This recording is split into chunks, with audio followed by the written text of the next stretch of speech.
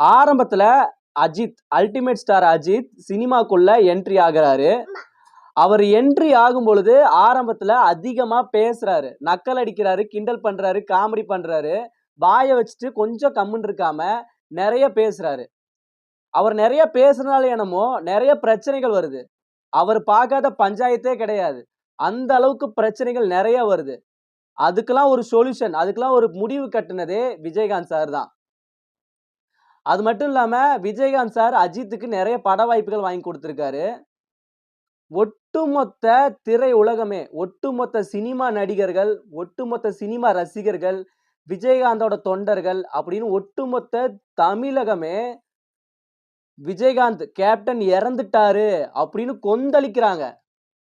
ஒரு பக்கம் விஷால் வந்து வீடியோ கால் பண்ணி அழுவுறாரு, வீடியோ பண்ணி அழுவுறாரு. ஒரு பக்கம் சூர்யா வந்து வீடியோ கால் பண்ணி அவரும் அழுவுறாரு.